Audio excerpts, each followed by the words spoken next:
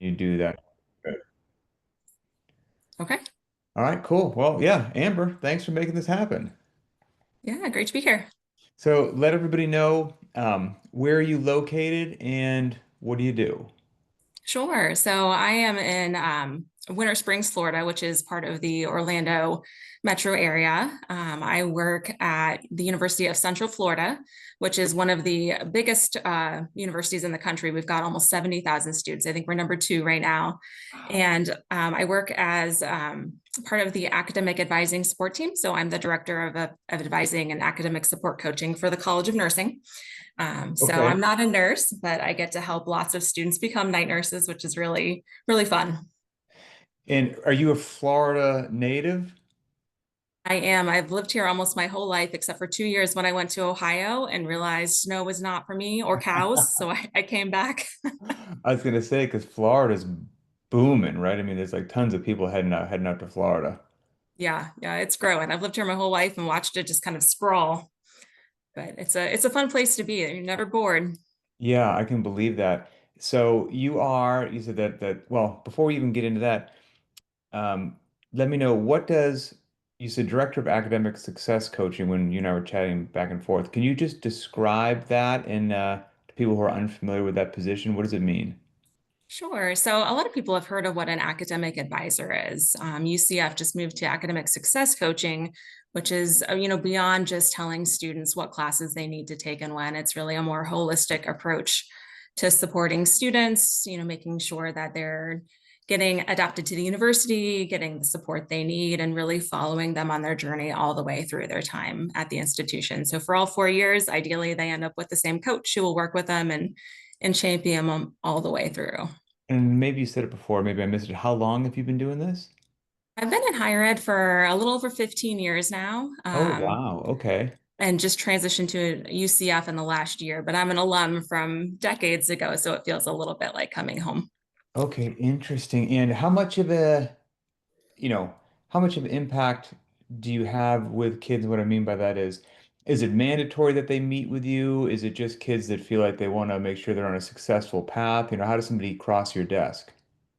So I actually lead my team of coaches. So I don't have a roster of students. I help my Okay. coaches work with their rosters, but every student gets assigned a coach, and that coach will check in with them regularly. We kind of bug you to death until you come in and see us eventually. Not everyone chooses to, but the ones who do, we have data that supports the fact that they do much better. They have higher GPAs and, have better success outcomes in getting into our program. So it's a good thing to come see us.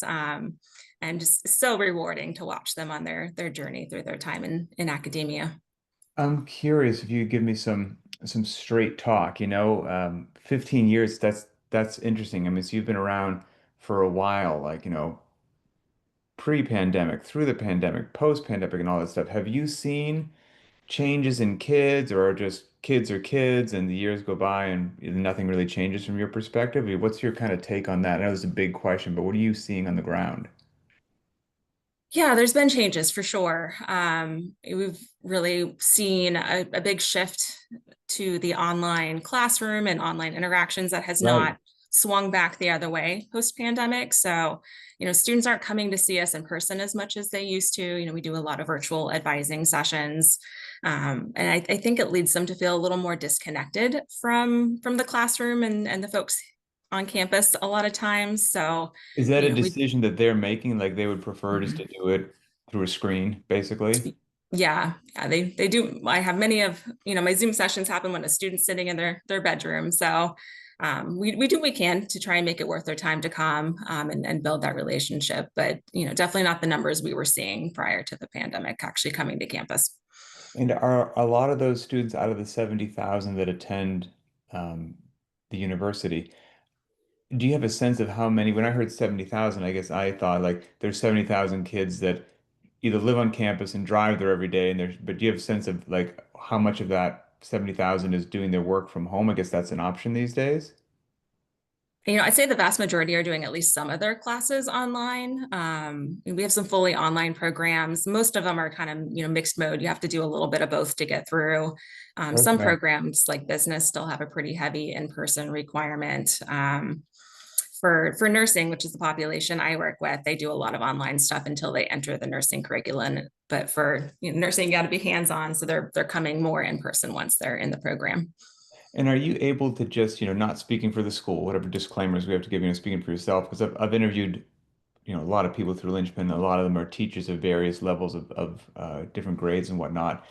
And, there've been a host of different opinions as to um, academic success rates or ability to focus or whatnot, like of, post-pandemic versus before, or some kids that during that time frame and were taken out of the system and had to do a lot of stuff online, be it voluntarily or involuntarily. Some teachers have expressed it felt like that level of academic rigor wasn't what it would have been somewhere else, and that year or couple year block have a noticeable decline statistically, based upon history. Is that something anyone has seen, or is that, I guess it just depends from one institution to another? Sure. So you mean like the rigor of expectations of the faculty and adjusting that I for, guess, yeah, like it yeah. wasn't like that couple years of curriculum wasn't what it would have been had that not happened to the world. Yeah, we're seeing that. And also too, people became accustomed to the culture of exceptions and um not Ah, excuses, interesting. but the odd situations that happened in those years. Yeah, There was a lot of leeway for faculty to be flexible with students and accommodate them.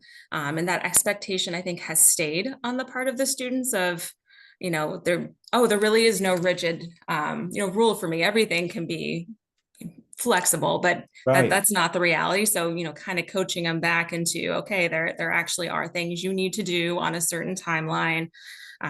It has been tough for them. Yeah, okay, yeah, because I mean that's how it's going to roll once they enter the workforce. Yeah. I have some questions with I find your occupation so interesting. Do you have, based upon your experience, you and your team as well, what I would tend to think that, if students are they're with a good group of like-minded peers that have expectations and they can manage their time appropriately and they understand the concept of delayed gratification and achieving a goal, like, that those would be good things. Do you have a couple things that are your best sellers, for lack of a better way to say it, that get students off track? Like, what are some of the ones you're like, ooh, these are some of the big problems that kids deal with, and we see these couple things pop up, it doesn't lead to a good outcome, and that's when your team has to kind of step in. Sure. Some of the most challenging things we work with them on are the financial limitations. Okay. Folks who are kind of at the mercy of some of our state funding for scholarships, some of the programs for DACA students and things like that. Some of those are a little more fluid these days. So, if a student loses their funding, to get them to continue is incredibly tough. We have to get really creative with our solutions, and sometimes there Mm. just isn't a lot the institution can do. And one of the biggest challenges right now is the culture of parents. We see a lot of helicopter and bulldozer parents, and when you see one of those come Yeah. in with a student, you're like, oh no. We do a lot of independence coaching for the student of, this is how you be an adult and navigate your own situations. So that's something we work with students a lot on. I can Um, imagine that. and then kind of the last one is, we have students who just kind of lack focus. They don't have their track in mind yet. They're still kind of exploring, which in nursing is really hard to do. You really have to come in on day one and know this is what I'm going to do to be able to get out in 4 years on time. So the explorers and the wanderers, we know they're Mm. probably maybe not going to make it through the nursing program. So we do what we can to find them a path that's a better fit for them. You know, this I just it's hysterical now looking back at it, as an adult. But so I attended college. It was close to my house. It was like within an hour's drive of my house, but I lived on campus, and so hadn't experienced that freedom, before, to kind of do what I want to do. And I was a good student in high school, but now I don't know if I was a good student because I was or because my parents did a good job of staying on top of me. Because when I Mm-hmm. was a freshman, at the end of my freshman year, my GPA was a 1.59. Ooh. How competitive is that? Not too good. Yeah. I just didn't go to class. Like, when Mm-hmm. given the freedom, I just didn't go to class. And I didn't understand the law of averages, or, like, 1 year averaging out in 4 years. and I had some goals that I wanted to do. I wanted to get into the Navy and go to an RTC program, and then somebody's like, "Hey, you can't get in. You have to have like an average of at least a 2.5 over 4 years." And I was like, "Well, 2.5 is not far from 1.5." Then I averaged out what I would have to get for the next 3 years to bring that up, and I was like, "Oh my goodness, Hmm. I need to like crush the next." Like I screwed myself. Like I had no idea, and so I'm sure you deal with some knucklehead kids like I was back then. Every now and then they just like freedom. I don't have to do whatever I want. You're like, oh, you don't understand what you're potentially doing to your outcome here in a few years. It's actually crazy. They actually do it to themselves in high school. So a lot of kids are taking dual enrollment and AP classes now. So we see students who come in with almost 2 years of college under their belt at 18. And they Oh do the same wow. thing.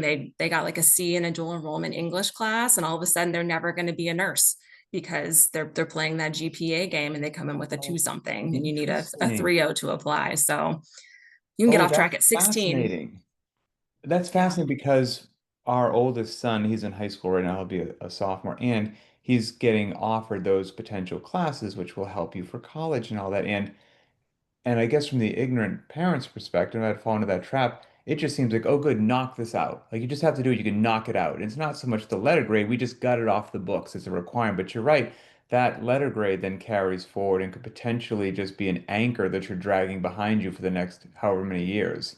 Yeah.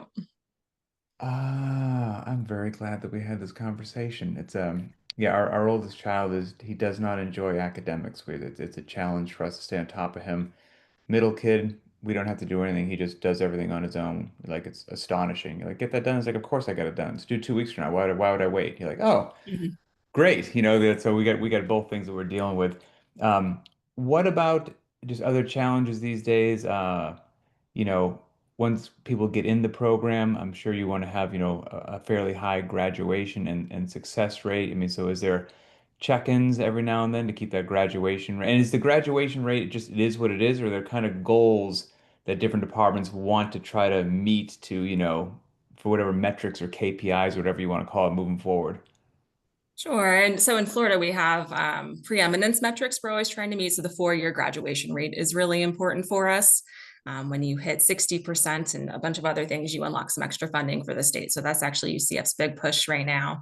But once a nursing student is in the I program, looked up your graduation rate. I don't know if it's for nursing, but it said the school in general has a 75% graduation rate, which was like one of the top 15% in the entire country. But that was crazy.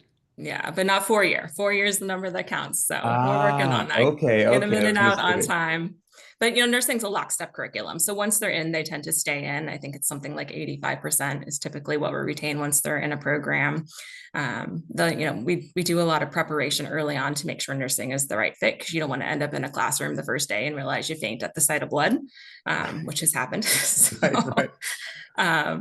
but yeah, generally once they're in, they're pretty good. The mental health burnout is probably the biggest struggle for the current nursing students. It's a That was lot. a topic I was interested in. Yeah, how does that look Mhm. these days?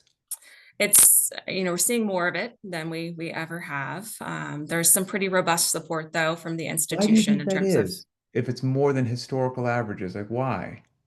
I haven't been working with the nursing crew long enough to know what it was like back in the day, but I think it has to do with COVID too. Just the struggles of coming back to normal academia combined with the pressures of the profession has kind of Mm, it's this pressure cooker right mm-hmm. now.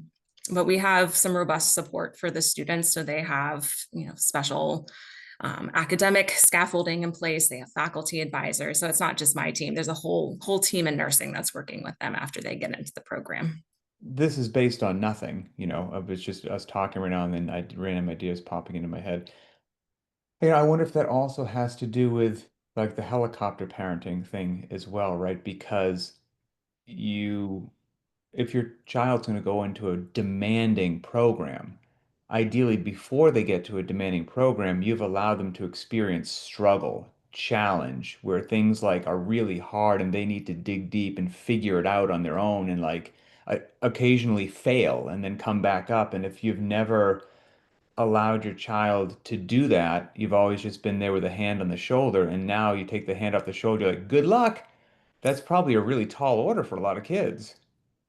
It is, it is. But typically the type of student who gets into a nursing program is an incredibly high achiever Mm. and self-motivated. So, they find a way to get through. And if not, we're there as a safety net to give them the supplemental instruction and the tutoring and the study skills and whatever they may need to fill in those gaps. Do you have any sense of, a lot of the interviews I do with different people in different professions and all that, one of the big, um, and I don't know if this threat is real or overinflated or whatnot, but people are always concerned about the AI revolution and AI taking jobs or whatnot. It would seem to me that nursing is kind of insulated from that. Like maybe the AI tools would actually make you more effective as a nurse, but you're still going to need the actual nurse. Is that an accurate assessment? Yeah, yeah, very accurate. But AI is never going to replace that person at the bedside putting your IV. Right. So, it's pretty recession proof, but hopefully it'll make some of the charting a little easier and analyzing patient data and things like that. Interesting. Do you guys deal with that at school of like people using different programs or like write papers or do research that they should have done on their own? Or how is that being integrated effectively and fairly and appropriately in like the academic population? I think the faculty are still figuring out how to adapt, and the landscape continues to change so rapidly. Um, I see students all the time being very careful to keep timestamps of drafts of their papers to be able to prove that it didn't just go into Chat GPT.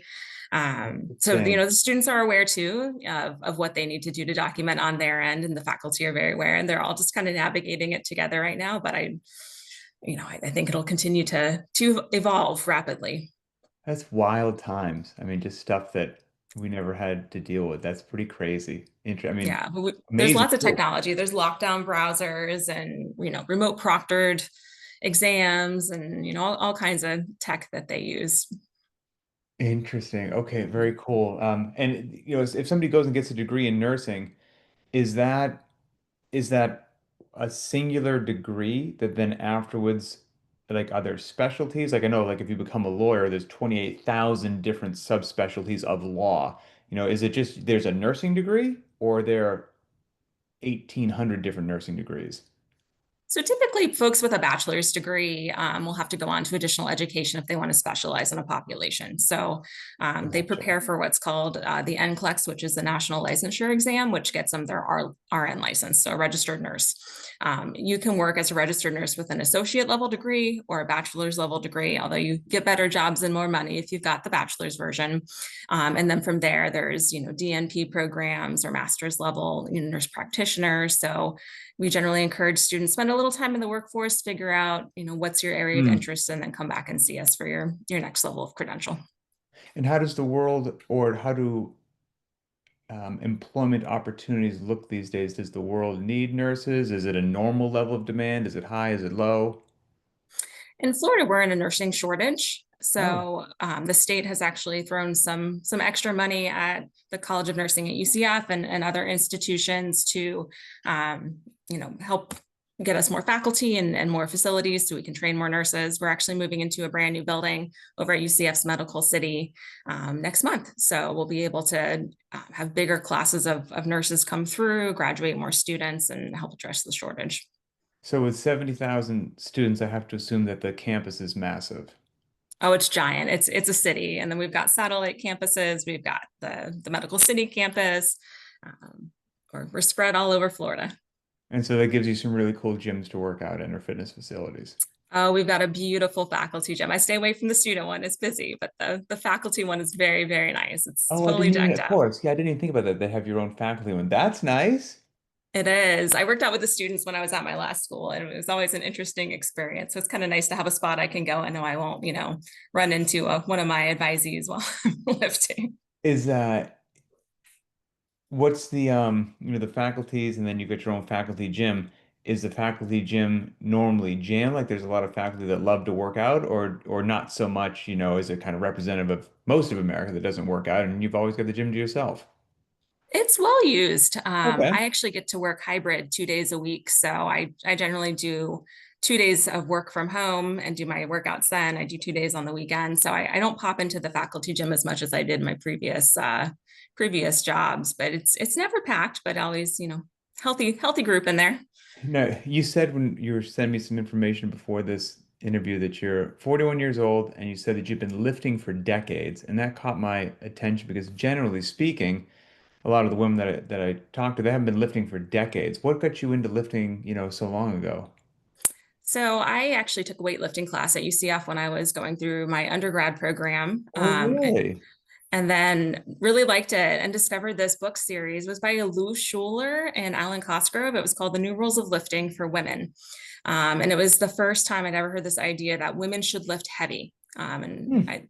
I also had a friend who was into CrossFit back then. So, I was hearing about the CrossFit world way back then. I was like, this is cool. Like, I want to be the one who lifts heavy.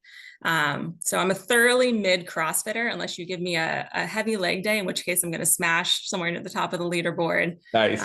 But just love it. Oh, that's cool. But heavy squats are just a dream come true. Oh, they are. I've decided I want to join the 250 or the 750 club for Rogue. I want to get my 750 shirt. So Good for you. What that's what. now? You probably know your lifts right now. Where do you think you are, and where do you think you need to bump up to hit that goal? Or could you hit that goal now? Oh no, I couldn't hit it. I need to add about 100 pounds across the three lifts. So I'm at like a Okay. 260 something squat right now, 270 deadlift. My bench is my weak spot. So that's probably where I've got the most room to grow. But I just started the VNR deadlift capacity this week. Okay. Because I want to do this before I get any older. I'm gonna Oh, get it. that's awesome. Yeah, 100 pounds across three lifts. And I think you're right. You're not going to add 100 pounds to your bench press, but you could add some there, a bit to the squat, a bit to the dead. That seems like a very realistic and a cool goal to chase. That's fun. That's awesome. You have to keep me posted on how that actually goes. And so at home, you get a home gym, garage gym, where do you throw down when you're not at the facility at school? Yeah, we've got a full garage gym. We did the whole Rogue decked out thing during COVID. So we've got the rack, the box, the bar, everything we can shove in our garage is in there pretty much at this point. So it's so nice to go out there and not fight for which rack I want, like it was back Mm. when I was out of box. It's nice to just go out and do my thing and not have the ego lifting happening like it used to a little bit. It's good. And what time of day works best for you? Does it vary? I work out at lunch usually Okay, very nice. because That's the cool. kids are gone and I can focus and How many kids do you have? I've got two. I've got an 11-year-old and an 8-year-old. Oh, okay. Yeah, very cool, very fun ages. Yeah, we're 15, 13, and then our little girl's about to turn 4. But yeah, 11 and 8, that's a darn good time. Do they have any interest in working out, or they just do that, know that mom does, you know, odd things in the garage gym? My youngest, my little boy who's 8, likes me to program workouts for him, and he takes off his shirt and starts Really? throwing around the slam balls, and he gets real into it. It's real cute. Oh, that's cool. That's super cool. I don't know what it is. Our two boys, a 15-year-old and a 13-year-old, never been able to get them to really have any interest in lifting or working out like at all. We didn't force it on because I knew that wouldn't go well, but I just thought if they saw me and their mom do it eventually, there'd be some sort of interest. But they're very athletic. They play their sports, basketball and football, but like lifting, they could take it or leave it. And as funny as it is, my little girl, she's all about it. She wants to do workouts and comes in there with Aw. me and does stuff, which is cool. So I think I'm gonna get the little one, and whenever we do anything that's like squats or lunges, like she knows the general names for those, and I'll have to somehow work this into Linchpin, but she calls anything like that leg bombs. Where she says we're gonna go do some leg bombs. I'm like, yep, we're gonna go do some leg bombs. Well named. I like Isn't it. it perfect? Just a perfect name for a bunch of squats and make your legs feel like that. So I thought that was awesome. Well, I guess um, you got a lot going on. You got a demanding profession. You got two kids. You do the work from home and the work in person, the whole 9 yards. You're managing a team. I guess just what's your tips, tricks, lessons learned for maybe people watching this that are in a similar situation that feel like I'm busy. I got a couple kids. I'm a mom that doesn't know how I'm just gonna keep my nostrils above water. I'd love to work out, but I just can't do it. You're like, what would be your tips and tricks? I heard someone say once you have to treat workouts like brushing your teeth. It's just something you got to do. It's not an option. It's this is the thing we do to keep us healthy. And I feel like CrossFit and lifting is the one thing I do that's just for me. Um, Mm. I spend so much of my life in service to others, to my team, to my students, to my family. It's the one time that, I'm doing this because I love it and it's my time. And, my husband lifts too. So we're real good about carving out the time for each other to get that in as a priority. The kids know somewhere on Saturday, mom's going to disappear and go do her thing. So you just have to you make it a priority. Getting your spouse on board is super helpful. Do it enough and it's not an option anymore. It's just the thing you do. Yeah, I would agree. And I forgot to ask, but what led you to Linchpin?